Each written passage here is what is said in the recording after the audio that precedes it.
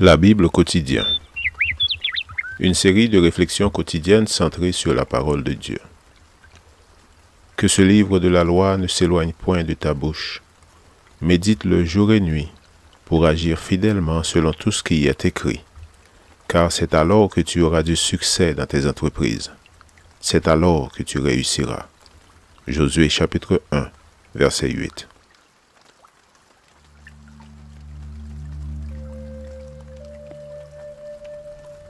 Aujourd'hui, le 23 juin, aucun chrétien n'est une île. Parole de Néhémie, fils de Hakalia.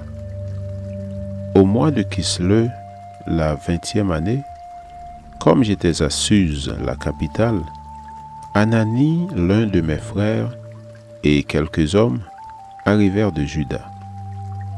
Je les questionnai au sujet des Juifs rescapés qui étaient restés de la captivité et au sujet de Jérusalem. Néhémie chapitre 1, versets 1 et 2. Chaque société possède ses propres coutumes qui peuvent s'avérer choquantes pour d'autres sociétés. On dit que les Latins, même s'ils se croisent plusieurs fois dans une même journée, se salueront toujours chaleureusement par un « Comment ça va ?» ou une autre expression de ce genre. En revanche, dans d'autres sociétés, on ne se salue qu'une fois par jour, car le raisonnement sous-jacent est « Je vous ai déjà salué une fois, inutile d'en faire plus ». Ce sont des pratiques auxquelles nous ne prêtons pas toujours attention, mais qui ont leur importance.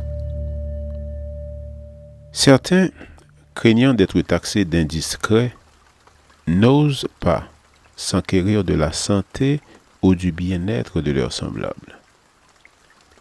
Néhémie montre son intérêt pour les autres, en particulier pour la vie spirituelle des Juifs qui étaient retournés à Jérusalem. Il se souciait du bien-être spirituel de ses frères qui avaient quitté leur lieu d'exil pour retourner en Judée. Les informations qu'il avait reçues n'étaient pas très bonnes. Les frères, semble-t-il, passaient par une période d'abattement.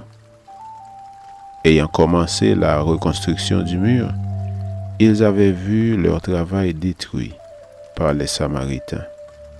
Ils étaient démoralisés. Très soucieux à leur sujet, Néhémie ne resta pas inactif, mais il sollicita l'autorisation de se rendre en personne sur les lieux afin d'évaluer la situation.